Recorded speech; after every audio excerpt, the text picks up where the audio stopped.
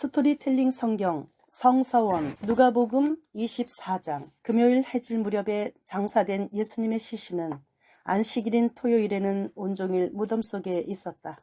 인류 역사상 유일했던 의인이 죽었는데도 세상은 아무 일 없었던 것처럼 무심하게 흘러가고 있었다. 예수님을 따르던 신실한 여인들만이 어둠 속에서 일요일 아침을 눈 빠지게 기다리고 있었다. 마침내 안식일이 지나고 그 다음 날인 일요일의 이른 새벽이 되었다. 그러니까 예수님이 십자가 위에서 운명하신 지 사흘째 되던 날이다. 갈릴리 지역에서부터 예수님을 줄곧 따라다녔던 신실한 여인들은 예수님의 시신이 무사하기를 빌면서 미리 준비해놓은 향료와 향유를 가지고 서둘러 예수님의 무덤으로 향했다. 그런데 실로 놀라운 일이 벌어졌다. 여인들은 자신들의 눈을 의심하지 않을 수 없었다. 눈여겨 봐두었던 예수님의 무덤에 도착하고 보니 무덤 입구를 막아놓았던 큰 돌덩이가 이미 옆으로 치워져 있는 게 아닌가. 유대인들의 바위 무덤에서 큰 돌덩이로 무덤 입구를 막아놓은 것은 도구를 방지하고 들짐승의 침입을 막기 위해서였다.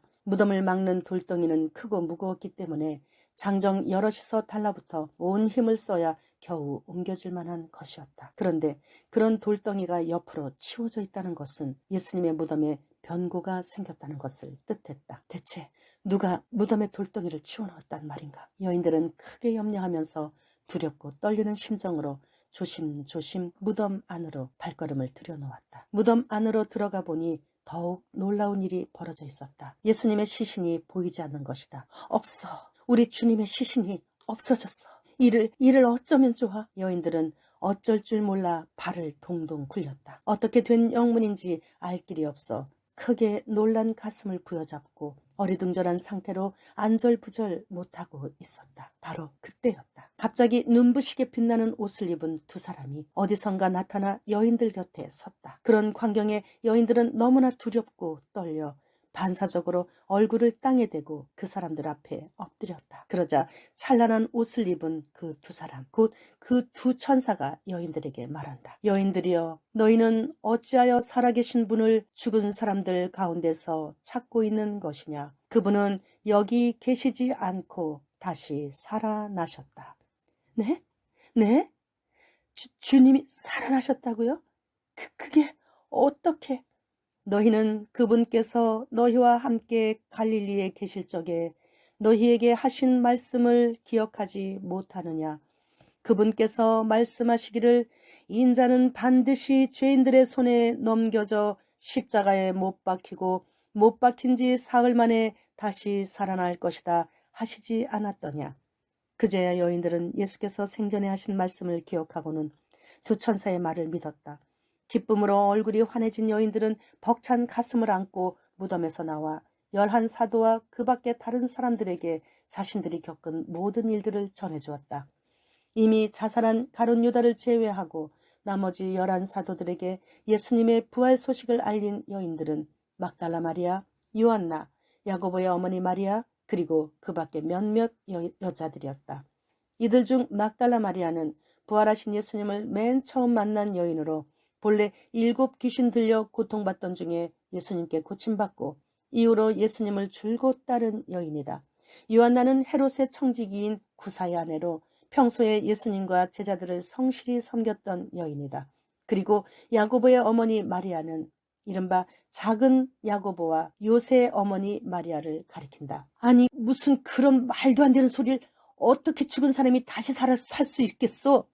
주님이 너무 보고 싶은 나머지 무슨 헛것을 보았거나 환청을 들었겠지. 그런 소리 하들 말아요. 여인들이 전하는 말을 듣고 11 사도들과 사람들은 당치도 않는 소리로 여겨 사실대로 믿지 않았다. 어쩌면 그래, 내 눈으로 한번 확인해보자. 이때 베드로는 여인들의 말을 허투루 듣지 않고 잽싸게 몸을 일으켜 예수님이 묻힌 무덤으로 달려갔다. 무덤에 도착한 베드로가 몸을 한껏 굽혀 무덤 안을 들여다보니 그곳에는 과연 여인들의 말대로 예수님의 시신이 없었고 예수님의 시신을 감쌌던 삼배만 덩그러니 놓여 있었다. 도대체 무슨 일이 벌어진 것일까? 도대체 왜 예수님의 시신이 없는 것일까?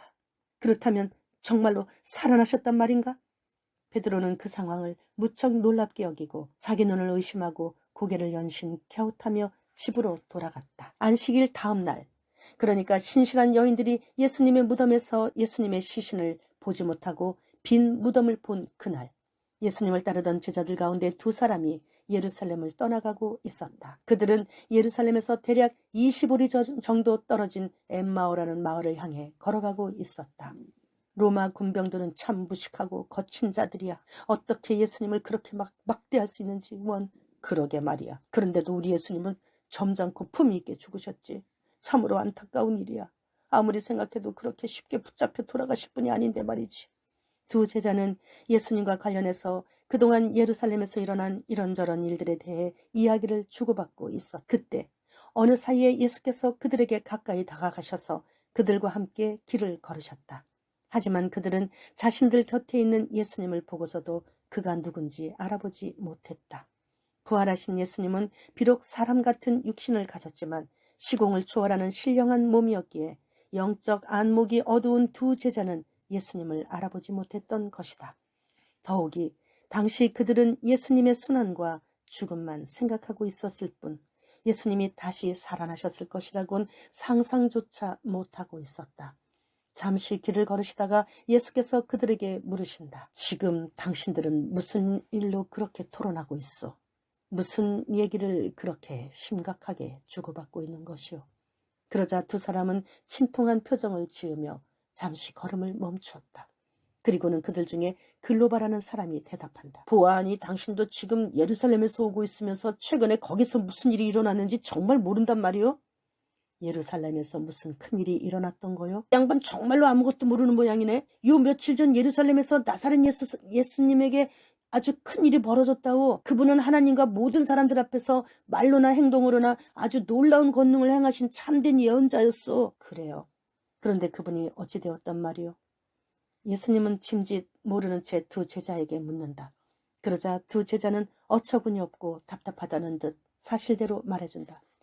그런데 제사장들과 관리라는 자들이 죄 없는 그분을 고발하여 빌라도에게 넘겨주었고 결국 빌라도가 사형 선고를 내려 마침내 그분을 십자가에 못 박았지 뭐요? 저런 세상에. 예수님이 맞장구를 쳐주었다. 그러자 두 제자는 낯선 사람이 자신들의 말에 적극 동조해주자 힘을 내어 계속 말한다. 사실 우리는 그분이야말로 이스라엘을 구원하실 분이라는 걸 알고는 그분에게 소망을 품어왔었어. 그런데 그만. 하지만 그게 전부가 아니라오. 그런 일이 일어난 지 사흘 만에 더 놀라운 일이 벌어졌어. 그건 또 무엇이요? 글쎄 우리 가운데 몇몇 여인들이 우리에게 놀라운 소식을 전해주는 게 아니겠소? 오늘 이른 새벽에 그 여인들이 예수님의 무덤에 찾아갔는데 그분의 시신을 찾지 못했다는 것이요. 그리고는 우리에게 돌아와서 하는 말이 글쎄 자기들이 천사를 보았는데 그 천사들이 말하기를 예수께서 살아계신다 하면서 그 소식을 모두 우리에게 전하라고 하더라는 것이요. 그래서 우리 동료 두어 사람이 예수님의 무덤으로 달려가서 확인해 보니 과연 여인들이 말한 그대로였어. 예수님의 시신이 거기에 없었던 것이요. 맞소. 그들도 역시 예수님의 시신을 보지는 못했지만 말이요. 거참 그게 어찌된 영문인지 참으로 궁금하더이다. 그렇지 않소?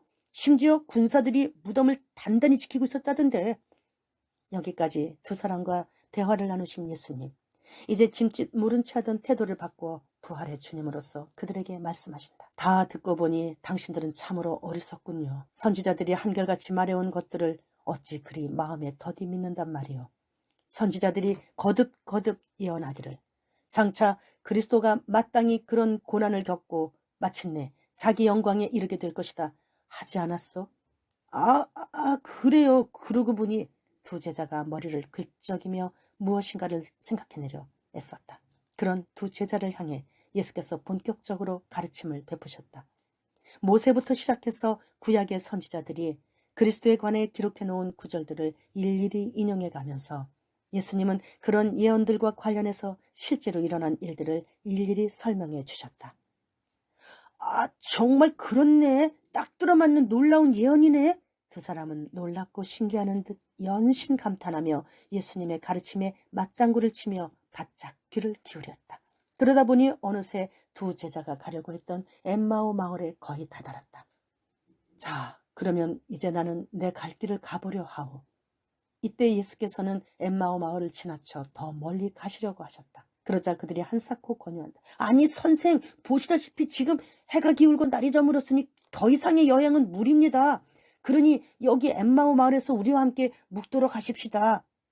그렇게 하십시다. 어두운 밤길에 어딜 더 가시려 한단 말입니까? 오늘 밤은 우리와 함께 이 마을에서 묵고 다음날 아침 일찍 떠나는 게 어떻겠어? 두 사람이 진심으로 강권하자 예수께서는 마음을 바꿔 그들과 함께 묵으려고 엠마오 마을의 어느 집으로 들어가셨다.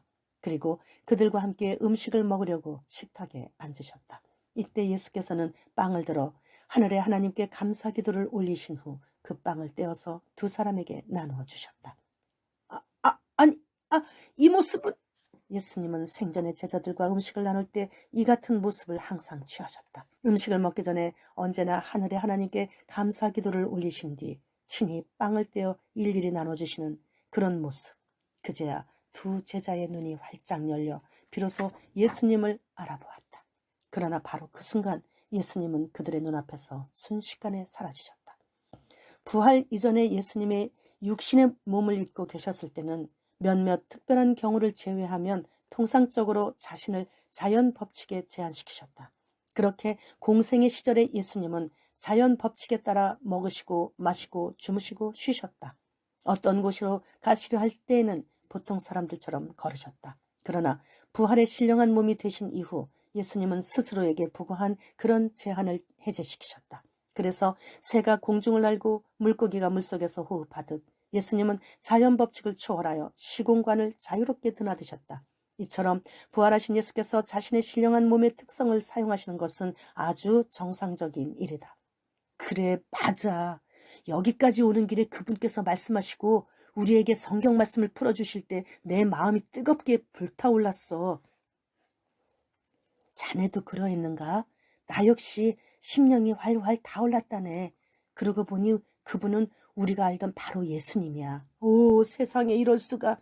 두 제자는 감격에 겨워 즉시 식탁 자리를 박차고 일어나 그날 저녁에 서둘러 예루살렘으로 되돌아갔다. 가서 보니 항상 모이던 그 장소에 11 사도와 예수님을 따르던 사람들이 전부 모여 있었고 그들 모두는 상기된 표정으로 열띤 토론을 하고 있었다. 주님은 정말로 살아나셨어, 시몬. 시몬에게도 나타나셨다고. 그게 사실이야? 그래도 십자가 위에서 운명하시고 무덤에 장사되는 것까지 분명히 지켜보았는데 어떻게 죽은 사람이 다시 살아날 수 있는 거지? 고참 알다가도 모를 일일세. 이때 엠마오 마을에서 되돌아온 두 사람도 토론에 끼어들었다. 아니야, 예수님은 분명 살아나셨어. 우리가 두 눈으로 똑바로 보았어. 두 제자는 엠마오 도상에서 있었던 일들을 자초지종 이야기해 주었다. 그러하다 예수님의 부활은 지극히 중요한 문제다.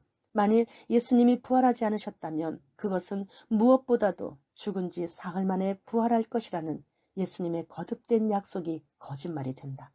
그런 거짓말은 또한 평소에 예수님이 가르치신 모든 가르침과 천국 복음을 믿을 수 없게 만든다.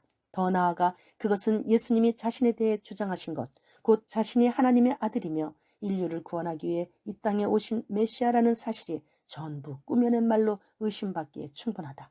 하지만 예수님의 부활은 그분의 모든 말씀이 사실이고 진리라는 것을 믿게 해준다. 또한 예수님의 부활은 우리도 언젠가는 예수님처럼 죽음에서 다시 살아나 영생을 누릴 수 있다는 확신을 심어준다. 그러므로 예수님의 부활은 기독교 신앙의 바탕이요 중심이며 핵심이다. 정말? 정말로 그런 일이 있었다고? 그분이 진짜로 예수님 맞아? 글쎄 그렇다니까. 그분께서 우리에게 성경 말씀을 풀어주시고 또 빵을 떼어주실 때 우리가 예수님인 줄 확신했다니까. 예수님은 다시 살아나신 게 틀림없어. 엠마오 도상의 두 제자가 예수님의 부활을 강력하게 증언하고 있을 때 베드로도 끼어들었다. 그래, 나도 다시 살아나신 예수님을 보았어. 생전에 우리에게 하신 말씀대로 예수님은 사흘 만에 부활하신 게 확실해. 그렇지만 어떻게 죽은 사람이 다시 살아날 수 있지? 11 사도들이 이런 이야기를 한창 나누고 있을 때였다. 갑자기 예수께서 제자들에게 직접 나타나 그들 가운데 서서 말씀하신다. 부활하신 예수님의 육체는 시공간의 제한을 받지 않아서 언제 어느 곳이든 호련히 출현할 수 있었다. 너희 모두에게 평강이 있기를. 그 자리에 모여있던 제자들은 예수님의 갑작스러운 등장에 몹시 놀라고 두려워했다. 그들은 자신들이 유령을 보고 있다고 생각했다. 그런 제자들을 향해 예수께서 부드럽게 말씀하신다. 왜들 그렇게 놀라는 것이냐? 너희가 어찌하여 마음에 의심을 품고 있느냐? 자, 모두 내 손과 내 발을 보아라. 바로 나다. 나를 만져보고 확인해 보아라. 유령은 살과 뼈가 없지만 지금 너희가 보다시피 나는 이렇게 살과 뼈를 가지고 있느니라. 이렇게 말씀하시면서 예수님은 자신의 손과 발을 내미셔서 제자들에게 보이셨다. 이처럼 예수님은 부활의 몸이 유령의 몸과 다른 한 가지 분명한 차이점을 일러주셨다. 유령의 몸은 살과 뼈가 없지만 부활의 몸은 살과 뼈를 지니고 있다는 사실이었다. 그래서 부활의 몸을 지니신 예수님은 유령과는 달리 물질적인 음식을 직접 먹을 수도 있었다. 그렇지만 부활 이후에 예수님이 순식간에 사라진다든지 또는 잠긴 문을 스스럼없이 통과하여 순식간에 나타나는 현상 등은 부활의 몸이 일반적인 사람의 몸이 아니라 영화롭게 변화된 신령한 몸이라는 사실을 보여준다. 아, 맞다. 예수님이 분명하다. 오, 주님 정말로 다시 살아나셨군요. 아, 주님. 예수님의 손발을 직접 만져본 제자들은 예수님이 틀림없다는 사실을 확인했다. 그들은 너무나도 기뻐하고 놀라워했다. 그러면서도 한편으로는 여전히 미심쩍어했대. 그때 예수께서 제자들에게 물으신다. 여기에 먹을 것이 좀 있느냐? 제자들은 당황해하다가 구운 생선 한 도막을 찾아내어 예수님께 드렸다. 예수님은 제자들이 보는 앞에서 맛있게 잡수셨다. 다 드신 다음 예수께서 진지한 표정으로 제자들에게 타이르듯 말씀하신다. 내가 전에 너희와 함께 있을 때 분명히 말하지 않았느냐? 모세의 율법서와 예언서들과 시편에서 나에 관해 기록된 모든 일들이 반드시 이루어져야 한다라고. 잘 생각해 보아라. 기억하지 못하겠느냐? 예수님은 제자들의 마음을 활짝 열어주시어 성경 말씀의 의미를 확연히 깨닫게 해주셨다. 제자들은 지금 자신들 앞에 서 계신 부활의 예수님을 대하면서 뒤로 거슬러 올라가 구약의 모든 글들을 전혀 새로운 시각으로 바라볼 수 있게 되었다. 그런 제자들을 향해 예수님은 계속 말씀하신다. 성경에 또 기록되어 있지 않더냐. 그리스도가 고난을 받고 죽으셨다가 사흘 만에 죽은 자들 가운데서 다시 살아날 것이라고. 또 누구든지 회개하면 죄를 용서받는다는 그 기쁜 소식이 예루살렘에서 시작하여 모든 민족들에게 전파될 것이라고. 그렇지 아니하냐? 네, 주님 맞습니다. 성경에 분명 그렇게 기록되어 있습니다. 이때 성령님은 제자들에게 통찰력을 주셨다. 그 결과 그들이 지금껏 예수님을 통해 보아왔고 경험했던 일들이 오래전부터 모세 율법과 선지자들의 글과 시편에서 예언된 것임을 밝히 깨달아 알 수 있었다. 그러하다. 이 모든 일들은 성경에 이미 기록되어 있었던 것이다. 오늘날 너희는 이 모든 일을 직접 목격한 증인들이라. 오, 주님 진실로 그렇습니다. 우리는 주님을 통해 이 모든 일들을 우리의 두 눈으로 직접 보았습니다. 그러므로 이제 나는 내 아버지께서 약속하신 것을 너희에게 보내겠다. 너희는 위로부터 오는 그 능력의 옷을 입을 때까지 여기 예루살렘에 계속 머물러 있도록 하여라. 아버지께서 약속하신 것은 곧 성령을 말한다. 일찍이 하나님은 요엘 선지자를 통해 믿는 자들 모두의 심령 속에 성령을 충만하게 부어주실 것을 약속하셨다. 그리하여 본서의 저자인 누가는 이 책의 후속편인 사도행전에서 이 약속의 성취에 관해 자세히 기술하였다. 자, 이제 모두 나를 따라오너라. 말씀을 마치신 뒤 예수께서는 제자들을 데리고 집 밖으로 나가셔서 베다니 근처로 가셨다. 베다니는 가난한 자의 집이란 뜻으로 예루살렘 동쪽 약 3.5km 지점에 위치한 올리브산 남동쪽의 작은 마을이다. 당시 예수님이 사랑하셨고 예수님의 친구들로 불렀던 마르다, 마리아, 나사로의 세 남매가 살고 있던 마을로 오늘날에도 나사로 마을로 불린다. 예루살렘에서 여리고로 향하는 길을 따라 좌측, 위측 방향에 있었는데 오늘날의 유적지는 엘 아자리에로 추정된다. 나의 사랑하는 제자들아, 너희에게 복이 풍성하게 임하길 비노라. 걸음을 멈추시고는 두 손을 들어 제자들을 축복해 주셨다. 이처럼 제자들을 축복하시는 가운데 예수님은 제자들을 떠나 하늘로 들려 올라가셨다. 무덤에서 부활하신 후 40일째였다. 그 40일 동안 예수님은 땅 위에 머무시면서 제자들과 무신도들에게 부활의 몸을 보여주시며 복음 전파의 사명을 일깨워 주신 뒤 마침내 하늘 아버지가 계신 곳 본래 자신이 있던 곳으로 승천하신 것이다. 오 주님, 주님께 영광을, 하나님께, 우리 아버지 하나님께 찬양을. 누가가 쓴 두 권의 책 누가복음 사도행전을 종합하면 예수님의 승천 사실은 이러하다. 1. 무덤에서 부활하신 후 40일 만에 승천하심. 2. 올리브산 곧 감람산에서 승천하심. 3. 제자들을 축복하시던 중에 승천하심. 4. 승천하실 때 예수님의 몸은 구름에 가려져 보이지 않게 되고 흰옷을 입은 두 천사가 함께함. 5. 마가와 베드로는 승천하신 예수님 하나님 우편에 앉으셨다고 기록함. 흰옷 입은 두 천사의 호의를 받으며 구름 가운데서 하늘로 들려 올라가시는 예수님을 바라보며 제자들은 감격과 환희에 젖어 예수님께 경배드리고 하나님을 찬양한 뒤에 모두가 큰 기쁨에 넘쳐서 예수님의 지시대로 예루살렘으로 돌아가셨다. 그리고는 예루살렘에 계속 머물면서 하나님 아버지께서 약속하신 것, 곧 성령님을 고대하며 날마다 성전에 올라가 하나님을 찬양하며 지냈다. 그렇게 하루하루 시간이 흘렀다. 여기까지가 누가가 직접 보고 듣고 자료를 수집한 대로 예수님의 전기에 관해 기록한 복음서다. 이른바 누가복음이다. 누가복음을 쓴 이 사람 누가. 그는 수리아 안디옥에서 출생한 헬라인으로 일찍이 의학을 공부하고 예수님을 믿은 후에는 사도 바울의 동역자가 되어 오랫동안 복음 전도 사역에 종사한 인물이다.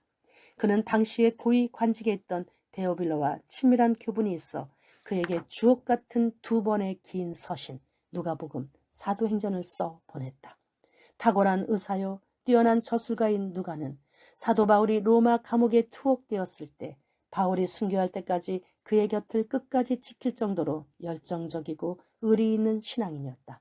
특히 누가는 불행한 자들, 가난한 자들, 소외당한 자들에 대한 인간적인 공감을 지녔고 그래서 다른 복음서의 저자들보다 하나님께 대한 기도에 관해 더 많이 언급했다. 이는 그 자신이 기도의 사람임을 보여주는 것이기도 하다. 성경에서 그는 의원 누가로 불리며 초대교회 신자들로부터 많은 존경과 사랑을 받았다. 유대인 전승에 따르면 누가는 사도 바울의 순교 후에 복음 전도 사역에 더욱 매진하다가 에베소 혹은 비두니아에서 세를 일기로 생을 마감했다고 전해진다. 밤이 깊었다. 세상은 깊이 잠들었고 풀벌레 소리만 정적을 더해준다. 바람도 잠들었는지 조금의 찬바람도 없다. 눅눅한 더위로 한밤중인데도 땀이 흐른다. 누가는 긴 숨을 몰아쉬며 지필하던 펜을 놓는다. 누가가 스승 바울에게서 들었던 예수님에 관한 이야기들, 예수님과 함께했고 부활을 목격했던 사람들에게서 들었던 예수님의 생애에 대해 데오빌로 각하에게 전해주고 싶다는 생각을 갖게 된 것은 마태복음과 마가복음을 읽고 나서였다. 두 성경을 읽은 누가는 가슴이 뛰었다. 이런 귀한 복음을 더 많은 사람들에게 더 자세히 전해주고 싶었다. 예수께서 갈릴리의 어부들을 사람 낚는 어부로 부르셨다면 누가 자신은 육신을 고치는 의사에서 영혼을 고치는 의사로 불러주셨다고 믿었다. 그래서 그는 오랜 세월을 위대한 복음 전도자 바울의 주치의가 되어 그와 동고동락하며 살아왔다. 바울이 가택 연금을 당했을 때 누가는 예수님의 생애와 구속사역에 관한 이야기들을 글로 남기고 싶어 작심하고 펜을 들었다. 그렇게 쓰기 시작한 것이 처음 생각과는 달리 한 권의 책이 될 만큼 두꺼운 장편이 되었다. 그만큼 힘들었고 그만큼 보람된 일이었다. 이제 누가는 찬찬히 눈을 감는다. 한 번도 만난 적이 없는 예수 그리스도, 스승 바울도 12제자의 구성원이 아니었기에 육신의 예수님에 관해서는 상세히 몰랐다. 그분도 다메섹 도상에서 잠시 만났을 뿐이다. 그래도 스승 바울은 예수님밖에 모르는 사람이었다. 예수님을 박해하던 사람이 예수님 때문에 박해를 받는 사람이 되었다는 것, 그것은 하나님의 오묘한 섭리와 신비한 경륜이라는 사실 외에는 달리 설명할 길이 없다. 누가는 스승인 사도 바울의 설명을 들으면서 의사의 입장에서 예수 전도를 썼다. 특히 자신이 이방인으로서 같은 입장인 다른 이방인들에게 예수님의 인자 되심을 전해주고 싶었다. 예수님이 하나님인 동시에 인간이란 사실을 밝힘으로써 그분은 죄인의 구주가 되기에 조금도 부족함이 없음을 보여주고 싶어서 예수 전을 쓴 것이다. 후대의 사람들은 내가 쓴 이 글을 어떻게 평가할까? 이 책을 읽고 어떤 영혼들이 고침을 받을까? 누가는 꿈속에서라도 스승 사도 바울과 구주 예수님을 만나기를 고대하며 서서히 잠속으로 빠져든다. 그날 밤 별들이 유난히 빛나고 있었다.